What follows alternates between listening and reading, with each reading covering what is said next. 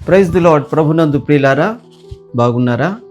దేవుని యొక్క మహాకృప చేత ప్రభు ఈ దినము కూడా మీతో నాతో మరి మాట్లాడడానికి సమయం ఇచ్చారు. ఇదిగో దేవుని యొక్క సన్నిధిలో ఈ సంవత్సరం అంతా ప్రభు కాచి కాపాడి పెంచి పోషించి ఆదరణ ఇచ్చి కాపుదల ఇచ్చి మరి అన్ని విషయాల్లో సమృద్ధిని ఇచ్చి నడిపించిన ప్రభుకి మనం ఎంతైనా రుణస్థులం. మరి ఆయన రుణాన్ని మనం ఎలా తీర్చగలము? తీర్చడానికి మన దగ్గర ఏముంది అంటే నిజానికి మన దగ్గర ఏమీ లేదు. ఏదైనా ఉన్నది అనుకుంటే అది ఆయన ఇచ్చిందే కదా. అది అనేక సార్లు నేను చెప్తా ఉంటాను. ఆయన ఏం కోరుకుంటారు అని అంటే బైబిల్ చెప్తుంది, నీ నుండి కృతజ్ఞత కోరుకుంటారు. ప్రభు కృతజ్ఞత కోరుకుంటారు. సంవత్సరం అంతా కాపాడిన దేవునికి ఏమిచ్చి కృతజ్ఞత చెల్లించగలం చెప్పండి? ఒకసారి ఏమైంది, నేనున్న మా ఇంటి దగ్గర పక్కనే వెళ్ళి వస్తున్నాను, నేను బండి మీద వెళ్ళి వస్తుండగా ఎవరో ఒక వృద్ధుడు, పెద్ద ఆయన, నాకంటే పెద్ద, ఏమండి, మరి ఆయన నిలబడి ఉన్నాడు, బళ్ళుని ఆపుతున్నాడు. ఆయన్ని వెళ్ళాల్సిన దగ్గరికి తీసుకెళ్ళమని లిఫ్ట్ అడుగుతున్నాడు. అటువైపు ఆటోలు బస్సులు లేవు. ఆ కారణం చేత మనుషుల్ని ఆపుతున్నాడు. ఆపుతూ ఉంటే ఎవరూ ఆగట్లేదు. ఆ సమయంలో నేను వచ్చాను. మా ఇల్లు అక్కడే, ఆ పక్కనే కనబడుతూ ఉంటుంది. అక్కడ వస్తే నన్ను కూడా ఆపాడు ఆయన. అదే ఇల్లు కదా, ఎందుకు ఆగాలి, నేను వెళ్ళిపోవచ్చు. కానీ ఆగాను. ఏంటి అని అడిగాను. నేను ఎదరా మరి ఒక గ్రామంలోని ఒక వృద్ధాశ్రమంలో ఉంటున్నాను, అటువైపు వెళ్ళడానికి ఏది లేదు, దయచేసి నన్ను అక్కడ దించగలరా అని అడిగాడండి. ఎక్కించుకున్నాను, దించుతాను రండి అని చెప్పాను. ఆయన ఏమనుకుంటున్నాడంటే నేను ఆ దారిని వెళ్ళేవాడిని అనుకుంటున్నాడు. అక్కడే మా ఇల్లు అని చెప్పేసి ఆయనకి తెలియదు. దించుతాను రండి అన్నాను. దారిలో మాట కలిపాను నేను. మీరు ఎవరు ఏంటి అంటే అవన్నీ ఆయన సంగతులన్నీ చెప్పుకుంటూ వచ్చాడు. నన్ను అడిగాడు, మీరు ఇటు ఎక్కడికి వెళ్తున్నారు అని అన్నాడు. నేను ఎక్కడికి వెళ్ళట్లేదండి, మీరు ఎక్కడైతే బండి ఎక్కారో అక్కడే మా ఇల్లు. అయ్యయ్యో, నా కోసం వచ్చారా అని అన్నాడు. అవునండి, మీకోసం వచ్చాను అని చెప్పాను. ఆ మాటకి ఆయన ఎంత కృతజ్ఞతతో నిండిపోయాడు. నా కోసం వచ్చారా అంటున్నాడు. అవునండి, మీకోసమే వచ్చాను అని మరి దిగినప్పుడు మళ్ళా థ్యాంక్స్ చెప్పి వెళ్ళాడు. నేను చేసింది పెద్దగా ఏం లేదు, నాకు వచ్చిన నష్టం లేదు, కష్టం లేదు, నాకు అప్పుడు ఏ పని లేదు కూడా. అయినా సరే చిన్న సహాయం కోసం ఆయన అంతగా కృతజ్ఞత చెల్లించాడు. అదే సందర్భం లాంటి సందర్భం ఒకసారి మరి విజయవాడ పని చూసుకొని మళ్ళా ఇంటికి వస్తున్నాను. ఎవరో ఒక ఆయన మరి నిలబడి ఉంటే ఆయన దగ్గరికి వెళ్ళి నేనే అడిగి, వస్తారా, నేను అట్టే వెళ్తున్నాను అన్నాను. ఆయన వచ్చాడు, ఎక్కించుకున్నాను. ఎక్కడ ఆపో అని అన్నాడు. ఆపాను. దిగాడు, వెళ్ళిపోయాడు. వెళ్ళిపోయినప్పుడు అనిపించింది, ఇదేంటి కనీసం థ్యాంక్స్ అండి తీసుకొచ్చారండి అంటాడేమో అని ఆలోచించాను. కానీ ఆయన ఒక్క మాట కూడా చెప్పకుండా వెళ్ళిపోయాడు. ఈ రెండు సంఘటనలోని ఒక వ్యక్తి మీద నాకు అపారమైన ప్రేమ కలిగింది. ఈ చిన్న సహాయానికి ఇంత కృతజ్ఞత చెల్లిస్తున్నాడే అని. ఇంకొక వ్యక్తి మీద, రే ఇదేంట్రా, ఇంత నేనే అడిగి మరి ఎక్కించుకొని తీసుకొస్తే కనీసం థ్యాంక్స్ అయినా చెప్పకుండా దిగిలిపోతున్నాడేంటి అనిపించింది. దేవుడు నిన్ను ఈ సంవత్సరం అంతా నువ్వు అడిగినా అడగకపోయినా అన్ని విషయాలలో కూడా మరి నీకు సహాయం చేశాడు కదా నీ దేవుడు.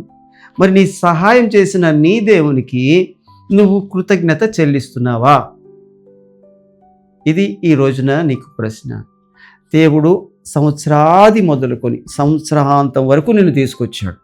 ఈ సంవత్సరం అంతా నీ కుటుంబానికి కాపుదల ఇచ్చాడు.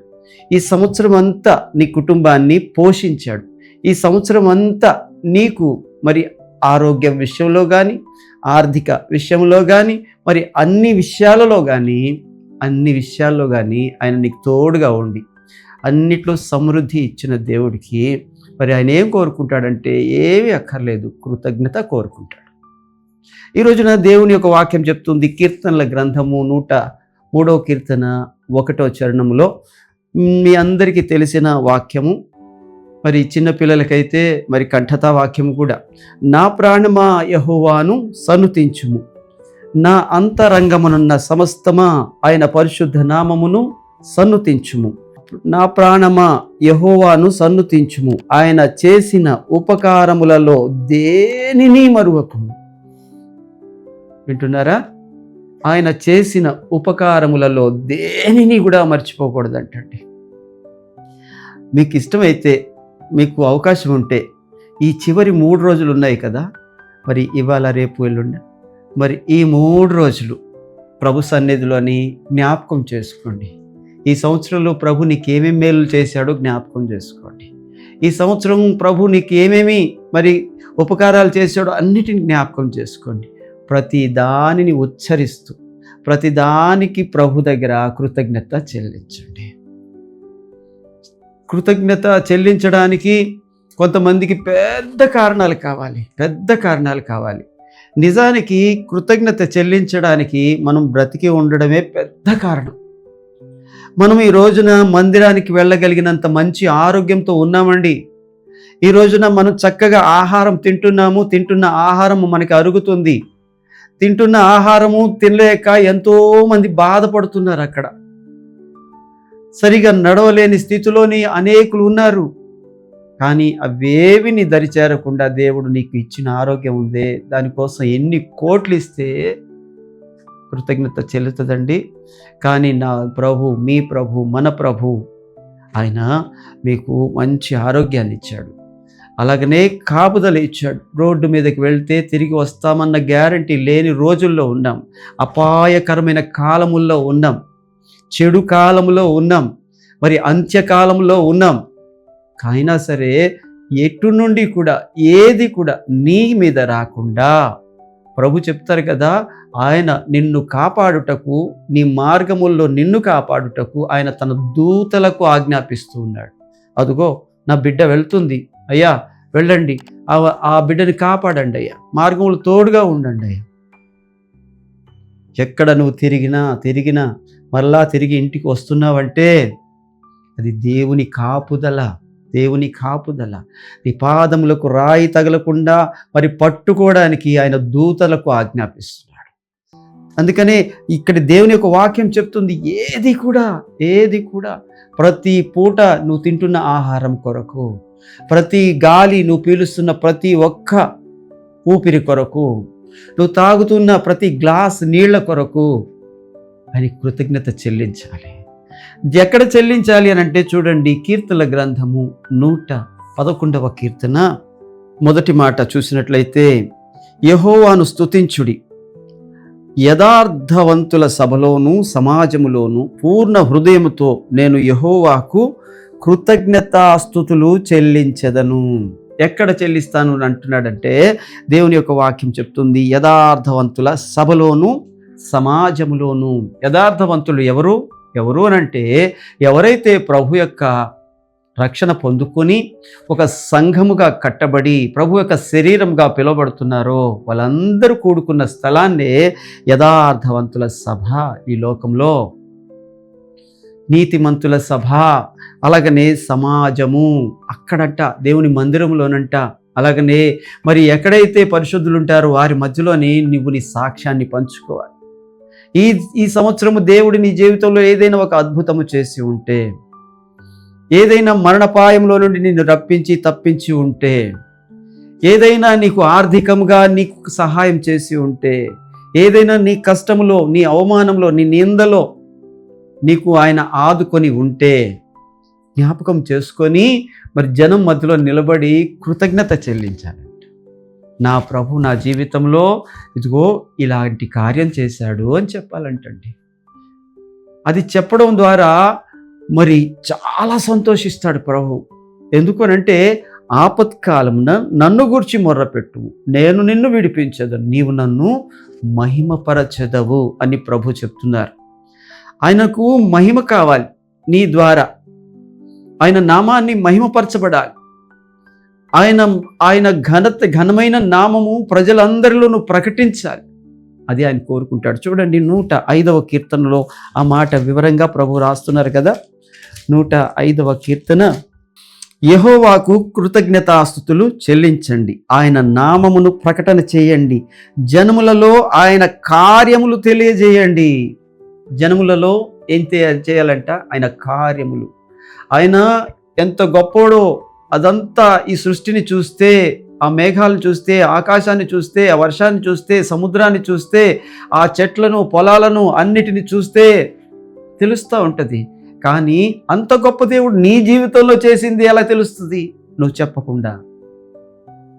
అందుకనే దేవుని యొక్క వాక్యం చెప్తూ ఉంది, యెహోవాకు కృతజ్ఞతాస్తుతులు చెల్లించండి, ఆయన నామమును ప్రకటన చేయండి, జనములలో ఆయన కార్యములు తెలియజేయండి, ఆయన గూర్చి పాడండి, కీర్తించండి, ఆయన ఆశ్చర్య కార్యములను గూర్చి సంభాషణ చేయండి. మాట్లాడుతూ ఉండాలంట, చెప్తూ ఉండాలంట. నీకు అవకాశం దొరికినప్పుడల్లా, అవకాశం దొరికిన ప్రతి స్థలములో కూడా ప్రభువుకు చెప్పాలంట. ప్రభువుకు చెప్పాలి. నువ్వు ఒక సాక్షిగా ఉండాలి. గొప్ప మేలులు పొంది కూడా సాక్ష్యం చెప్పని దొంగలు చాలా మంది ఉన్నారంట సంఘంలో. వాళ్ళు ఏమనుకుంటారంటే, వాళ్ళకి కష్టం వచ్చినప్పుడు, బాధ వచ్చినప్పుడు ఎలాగైనా సరే దేవునికి నేను మహిమ చెల్లిస్తాను, నన్ను ఈ కష్టంలోనే తీస్తే అని మొక్కుబడి చేసుకుంటారంట. ప్రభువుని ఘనపరుస్తానని కొంతమంది అయితే ఇంకొక అడుగేసి చిన్న కూడిక పెడతానని, ఇంకా కొంతమంది అడుగైతే భోజనాలు పెడతానని, ఇలాగ వాళ్ళకి తోచింది ఆ సమయంలో కష్టంలోని అనేస్తూ ఉంటారంట. నోటితో పలుకుతూ ఉంటారంట. అదంతా ప్రసంగి గ్రంథంలో ఉంది. పలుకుతూ ఉంటారు. అయితే ఆ సమయం, ఆ కష్టము దాటిపోయిన తర్వాత సంఘంలోకి వస్తారు. భయం వేస్తుందని ఒకసారి, టైం లేదని ఒకసారి, మరి అవకాశం దైవ సేవకులు అవకాశం ఇవ్వలేదని ఒకసారి, ఏదో ఒక రకంగా దాన్ని అలా దాటవేస్తారంట. దాటవేసిన తర్వాత 4 వారాల తర్వాత దాన్ని మర్చిపోతారంట. ఆయన చేసిన ఉపకారములలో దేనిని మర్చిపోవద్దని దేవుడు చెప్తున్నారు. ఈ రోజున ఈ సంవత్సరము ప్రభు నీ జీవితంలో ఏం చేశాడు? ఈ సంవత్సరము ప్రభు నీకు ఏ ఘనకార్యము చేశాడు? అది దేవుని దగ్గరికి మీరు తీసుకురావాలి, చెప్పాలి. ప్రభువా, నీవు నా జీవితంలో ఇది చేశావని ఆయనకి చెప్పాలి. అలాగనే మరి ప్రజల తట్టు తిరిగి నీ సాక్ష్యం చెప్తే, మరి కొంతమంది అలాంటి బాధలో ఉన్న వాళ్ళకి నువ్వు గొప్ప నిబ్బరాన్ని ఇచ్చేవాడు అవుతావు, ధైర్యాన్ని ఇచ్చేవాడు అవుతావు. మీకు తెలుసా, 100 ప్రసంగాలతో సమానము ఒక్క సాక్ష్యం అంటే. ప్రసంగాలు విని విని విని అలవాటు అయిపోయారేమో, కానీ సాక్ష్యం మాత్రం అలాగుండదంట. ఎందుకంటే అది జరిగింది, నీ జీవితంలో జరిగింది. ఆ జరిగిన దానిని నువ్వు చెప్తా ఉంటే, నిజంగా ఆత్మతోనూ ఆనందముతోనూ చెప్తా ఉంటే, అనుభవించిన నీవు ఆ కష్టాన్ని చెప్తా ఉంటే, అలాంటి బాధలో అక్కడ కూర్చున్న వారిలో ఇది క్రియ చేయడం మొదలు పెడుతుంది. వారికి ధైర్యాన్ని నింపుతుంది నీ సాక్ష్యం. ఆ సాక్ష్యము ద్వారా ఒక్క ఆత్మ రక్షించబడిన, ఒక్కరు ప్రభు సన్నిధికి వచ్చినా నువ్వు కృతజ్ఞత చెల్లించినట్టే. ఏమిచ్చావు? ఏమి ఇవ్వగలం? ఏమీ ఇవ్వలేము. పాటలు పాడతాం, మాట్లాడతాం, అన్నీ జరుగుతూ ఉంటాయి. దానివల్ల ప్రభుకు ప్రయోజనం కాదు. కానీ కృతజ్ఞత ప్రజలందరి మంది, ఇందాక చదువుకున్నాం కదా, యథార్థవంతుల సభలోను సమాజంలోనూ ఆయనకు నేను కృతజ్ఞత చెల్లిస్తాను. ఎలా చెల్లిస్తానంటే ఇక్కడ అంటాడు, ఆయన కార్యములను తెలియజేస్తాను, ఆయన గురించి సంభాషణ చేస్తాను. ఎవరు కల్పించినా ఈ పిచ్చి పిచ్చి లోకానుసారమైన మాటలు మాట్లాడకుండా నా ప్రభు నా జీవితంలో ఏం చేశాడు అది చెప్తాను. దైవ సేవకులు ఎవరో కానీ చక్కటి పాట రాశారు కదా, సాక్ష్యమిచ్చేదా మన స్వామి యేసు దేవుడనుచు సాక్ష్యమిచ్చేదా. అందులోని అన్ని చూడండి, ఒక్కొక్క చరణం ఎంత బాగుంటుంది. నాకు చదువు రాదు, నేను వాదించలేను, కానీ దేవుడు నా జీవితంలో ఏం చేశాడో అది మాత్రం చెప్పగలను అంటాడు ఒక చరణంలో. అందులో నాకు చెప్పడం రాదు, నాకు ప్రసంగం రాదు, నాకు పాట రాదు, నాకు మాట్లాడడం రాదు, కానీ నాకేం జరిగిందో చెప్పడం మాత్రం వచ్చు అంటాడు. అవును, ఈ రోజున అనుభవించావు కదా, ఆయన వల్ల మేలు అనుభవించావు కదా, ఆయన వల్ల మరి అన్నీ అనుభవించి మరి ఈ రోజున ఆయనకు కృతజ్ఞత చెల్లించకపోతే ఎంత కృతజ్ఞత లేని వారమండి మనము. చూడండి, రోమియోలకు రాసిన పత్రిక 1వ అధ్యాయము 20వ వచనము 21వ వచనం చదువుతున్నాను. ఆయన అదృశ్య లక్ష్యములు అనగా ఆయన నిత్య శక్తి, దైవత్వము, జగదుత్పత్తి మొదలుకొని సృష్టింపబడిన వస్తువులను ఆలోచించుట వలన తేటపరచబడుచున్నవి కనుక వారు నిరత్రులై ఉన్నారు. మరియు వారు దేవునిని ఎరిగి ఆయనకు దేవునిగా మహిమపరచలేదు, కృతజ్ఞతాస్తుతులు చెల్లింపను లేదు, కానీ తమ వాదముల యందు వ్యర్థులైపోయారంట. ఆయనకు మహిమపరచలేదు సరికదా, కృతజ్ఞతాస్తుతులు కూడా చెల్లించని వారు ఉన్నారంట అండి. వాదముల యందు మహిమ ఏమంటాడు, ఒక్కొక్కడు తండ్రి గారితోని మరి నన్ను పోషించడం అంటే ఊరికి ఉపకారమా, మరి ఎందుకు కన్నావు అని ఇలాంటి మాట్లాడుతూ ఉంటారండి తల్లిదండ్రులతోని. ఎందుకు కన్నావు, ఒక్కొక్క భార్య చెప్తుంది, మరి ఎందుకు నన్ను పెళ్లి చేసుకున్నావు, మరి ఇలాగా రకరకాలుగాను అది నీ బాధ్యత. ఇంకొకడు అంటాడు, నారు పోసినవాడు నీరు పొయ్యాలి అంటాడు. కృతజ్ఞత చెల్లించకపోగా తిరిగి మాట్లాడేవారు తమ వాదముల యందు వ్యర్థులైపోతున్నారు. ఈ రోజున దేవుడు నీతో మాట్లాడుతున్నాడు. నీకు చేసిన ప్రతి ఉపకారాన్ని బట్టి దేవునికి కృతజ్ఞత చెల్లించాలి. కృతజ్ఞత చెల్లించడంలో దేవుని వాక్యం చెప్తుంది విస్తరిస్తూ ఉండాలంటండి. కృతజ్ఞత చెల్లించడంలో విస్తరించాలని దేవుని యొక్క వాక్యం చెప్తుంది. కొలసీ పత్రిక 2:7. ఈ రోజున చిన్నదానికి ఏం చెల్లిస్తాంలే అని అనుకుంటావేమో, పెద్దదానికే చెల్లిస్తాను అనుకుంటావేమో. అనుకో, అది నీ చిన్నతనం, అంటే ఇంకా ఆత్మీయంగా నువ్వు ఎదగనితనం. కానీ ఎదిగే కొద్దీ ఏం తెలియజేస్తుంది తెలుసా? ఆత్మీయత ప్రతి చిన్న విషయానికి కూడా దేవుని దగ్గర కృతజ్ఞత చెల్లించాలంట. ప్రభువా, ఉదయం లేచాను, కృతజ్ఞతలు చెప్పాలి. ప్రభువా, ఆహారం తింటున్నాను, కృతజ్ఞతలు చెప్పాలి. ప్రభువా, ఈ నీరు తాగుతున్నాను, కృతజ్ఞతలు చెప్పాను. ప్రభువా, సౌఖ్యమైన మంచి గృహాన్ని ఇచ్చావు, కృతజ్ఞతలు చెప్పాలి. ఇగో నైనా బయటికి వెళ్తున్నాను, కృతజ్ఞతలు. నైనా వచ్చేసాను, కృతజ్ఞతలు. అంటే విస్తరిస్తూ ఉండాలి. కృతజ్ఞత చెప్పడంలో విస్తరిస్తూ ఉండాలి. అలాగనే తెసలోనికల పత్రికలోని చూడండి 5వ అధ్యాయంలో 18వ వచనంలో ఏమని రాసిందంటే, ఎడతెగక ప్రార్థన చేయండి, ప్రతి విషయమునందు కృతజ్ఞతాస్తుతులు చెల్లించండి, ఇలాగు చేయుట యేసుక్రీస్తునందు మీ విషయమై దేవుని చిత్తము.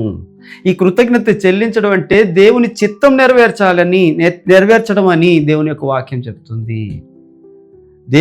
దేవుని చిత్తం అంటే నువ్వు అలా చేయాలి. ఇవో నా తండ్రి చిత్తము నెరవేర్చడమే నాకు ఆనందం అని ప్రభువైన యేసుక్రీస్తు వారి యోహాను 4లో చెప్పారు కదా. నీ చిత్తానుసారంగా నన్ను నడిపించు అని దావీదు ప్రార్థన చేస్తున్నాడు కదా. ఇదిగో ఆయన చిత్తాన్ని నెరవేర్చడం నాకు సంతోషం అని కూడా దావీదే అంటున్నాడు కదా. ఇక్కడ దేవుని యొక్క వాక్యం చెప్తుంది ఆయన చిత్తం అంట. ఆయన చిత్తం ఏంటి? నువ్వు కృతజ్ఞత చెల్లించడం మర్చిపోకూడదు.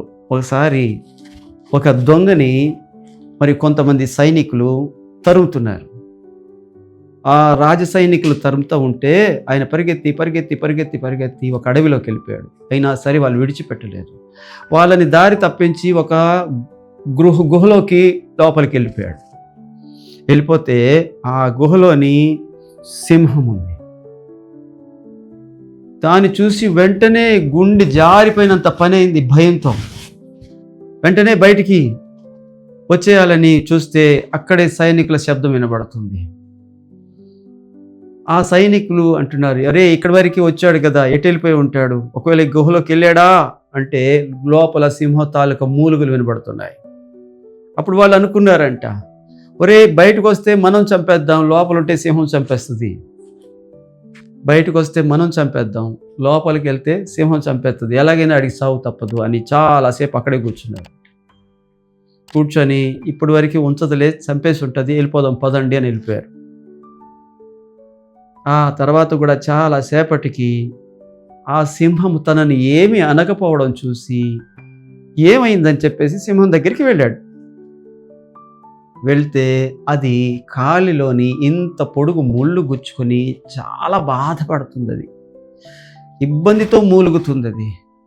దానిని నిదానంగా మచ్చిక చేసుకొని ఆ కాలుని ఒడిలోకి తీసుకొని దానికి బాధ కలగకుండా నిదానంగా తీసేసి అక్కడ ఆ అడవిలోనే కొన్ని ఆకులు తెచ్చి పసర వేసి కట్టు కట్టేసి దానిని కాసేపు నిమిరి వెళ్ళిపోయాడంట.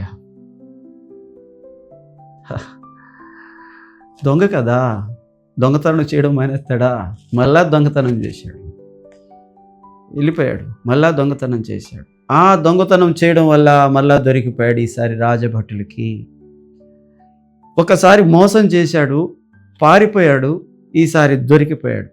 ఆ దొరికిపోయిన దొంగకి రాజు వేసిన శిక్ష ఏంటో తెలుసా? ఈయన్ని తీసుకెళ్లి సింహాల బోన్లో పడేయండి అని అన్నాడు. మరి ఆ రకంగానే ఒకానొక దినమున జనమందరూ చుట్టూ కూర్చొని ఉండగా మధ్యలోని సింహాలను వదిలిపెట్టారు. ఆ సింహాన్ని వదిలిపెట్టినప్పుడు ఆ సింహానికి తీసుకెళ్ళి మరి పడేశారు. బోను ఎత్తారు, మనిషి ఎదురు సింహం. వాళ్ళిద్దరూ చూసుకుంటున్నారు ఒకళ్ళు. సింహం ఆకలితో ఉంది, సింహానికి ఆహారం పెట్టలేదు. చూస్తుంది సింహం, మరి సింహం మంచి ఆహారం దొరికిందిరా అని చూస్తుంది. ఆ మనిషిని ఎలా చంపుతుందో చూడాలన్న ఆతృతతో జనం అందరము మరి ప్రేక్షకులందరూ కూర్చున్నారు. కానీ అది దగ్గరికి వచ్చింది, ఆయన పాదాలు నాకుతూ పక్కన కుక్క పిల్లలా కూర్చుందంట. ఆయన అప్పటి వరకు పై ప్రాణాలు పై పోతూ ప్రభువా అనుకుంటుంటే మరి అది ఎప్పుడైతే అలాగ నాకుతుందో వెంటనే కిందకు చూశాడు సింహాన్ని. గుర్తొచ్చింది, ఆ గుహలోని నన్ను ఎదుర్కొన్న సింహం ఇదే. ఒక్కసారి కాలు చేతిలోకి తీసుకున్నాడు, బెజ్జం ఉంది కాలికి. ఎప్పుడైతే తీసుకున్నాడో అప్పుడు అనుకున్నాడంట, ఆహా ఈ సింహానికి అంత కృతజ్ఞత. నేను కట్టిన చిన్న కట్టు కోసము ఈరోజు నా ప్రాణాన్ని విడిచిపెట్టేసింది. నేను చేసిన చిన్న పరిచర్య కోసము మరి తన ఆకలితో ఉండి కూడా నన్ను ముట్టుకోలేదు, నాకు ఏ హాని చేయలేదు. మనిషికి, ఈ మృగానికి ఇంత కృతజ్ఞత ఉంటే మనిషికి మరి ఎంత ఉండాలండి? కానీ కృతజ్ఞత లేని వారు ఉన్నారని రోమాపత్రిక చెప్తుంది. ఈ రోజున దేవుడు ఎవరుగా కృతజ్ఞత చెల్లించరు అని అంటే దేవుడు అంటాడు, మృతులు కృతజ్ఞత చెల్లించరంటండి. దేవుని యొక్క వాక్యంలో యెషయా గ్రంథము 38:18 మృతులు కృతజ్ఞత చెల్లించరంట. మృతులు అంటే ఎవరు? పాపముల వల్ల, అపరాధముల వల్ల చచ్చినవారు. అలాగనే దేవుని కార్యాన్ని తేలికగా తీసుకున్న వాళ్ళు కృతజ్ఞత చెల్లించరు. ప్రభు దగ్గర 10 మంది కుష్ఠరోగులు వచ్చారు. 10 మందిలో 9 మంది కృతజ్ఞత చెల్లించలేదు, వెళ్ళిపోయారు. ఒక్కడే సమరయుడని, అన్యుడు అనే ఒక్కడే వచ్చి ప్రభుకి కృతజ్ఞత చెల్లిస్తే యేసు ప్రభు అంటున్నారంట, 10 మంది శుద్ధులైరి కారా, మరి ఈ యొక్క అన్యుడు ఒక్కడే వచ్చాడంటే, ఈ సమరయుడు ఒక్కడే వచ్చాడంటే మిగిలిన వారు ఎక్కడ అని అన్నారు. ఈ రోజున అలా నిన్ను అడుగుతారేమో, నేను ఇంత కార్యం చేశాను కదా, మరి ఎక్కడ అని అంటే నీ దగ్గర సమాధానం ఉందా? ఇగో దేవుని యొక్క వాక్యం చెప్తుంది, నువ్వు కృతజ్ఞత చెల్లించాలి. అది దేవుని చిత్తం. కృతజ్ఞత చెల్లించాలి, సభలో సమాజంలో చెల్లించాలి. నువ్వు కృతజ్ఞత చెల్లించడంలో విస్తరిస్తూ ఉండాలి. నువ్వు కృతజ్ఞత చెల్లిస్తూ ఉన్న కొద్దీ దేవుడు నీ జీవితంలో కార్యం చేయడం మొదలు పెడతాడు. అదిగో ఆ వ్యక్తిని నేను ఎక్కించుకున్నాను బండి మీద, దించిన తర్వాత ఇంకా ఎవరికైనా ఇలాంటి సహాయం చేయాలని మనిషికే పుట్టింది కదా. మరి దేవుడో ప్రేమ కలిగిన వాడు, కనికర స్వరూపుడు, కరుణామయుడు, వాత్సల్యం గలవాడు, నా ప్రభు, మీ ప్రభు. మరి ఆయనకు కృతజ్ఞతాస్తుతులు చెల్లిస్తూ కొత్త సంవత్సరాలకు ప్రవేశించండి. మరలా నీకు ద్వారాలు తెరుస్తాడు. నీ జీవితంలో గొప్ప కార్యాలు చేయడానికి, అద్భుత కార్యాలు చేయడానికి, అనంతమైన కార్యాలు చేయడానికి మరి దేవుడు సిద్ధంగా ఉన్నాడు. నువ్వు అవన్నీ స్వతంత్రించుకోవాలంటే చిన్న పని, నిజమైన హృదయంతో, కన్నీటితో ప్రభువుకి కృతజ్ఞత చెల్లిస్తే ఆ కృతజ్ఞత ద్వారా దేవుడు నీ జీవితంలో గొప్ప కార్యాలు చేస్తాడు. Praise the Lord. దేవుడి వాక్యము మన వెనుకడిలో దీవించును గాక. వందనాలండి, వందనాలు. చిన్న ప్రార్థన. పరిశుద్ధుడా, ప్రేమ కలిగిన తండ్రి, కృప కలిగిన దేవానికి స్తోత్రాలైన ఈ సమయంలో ప్రభువా, మీరిచ్చిన ఈ దివ్యమైన వాక్యము కొరకు వందనాలు. అవును ప్రభువా, మరి కృతజ్ఞత లేని వారముగా మేము ఉండొద్దు కానీ ప్రభువా, నీవు చేసిన ప్రతి ఉపకారమును నాయన జ్ఞాపకం చేసుకొని మర్చిపోకుండా ప్రభువా, మరి నాయన అందరిలో ప్రభువా నిన్ను ప్రకటించి ప్రభువా కృతజ్ఞత చెల్లించడానికి, తద్వారా కొన్ని ఆత్మలు రక్షించడానికి, తద్వారా ప్రభువా నీ వల్ల మరి ఇంకొన్ని మేలులు పొందుకోవడానికి మాకు సహాయం చేయండి. కృతజ్ఞతా బుద్ధి మాలో పుట్టించండి ప్రభువా, కృతజ్ఞతా బుద్ధి మాలో పుట్టించండి. ఒకవేళ కృతజ్ఞత లేని వారంగా ఉన్నామేమో ప్రభువా, ఒక కుక్కకి ప్రభువా చిన్న ఆహారం పెడితే ప్రభువా అది ఎప్పటికీ మర్చిపోదు, కానీ మేము మర్చిపోతున్నామేమో ప్రభువా, క్షమించండి.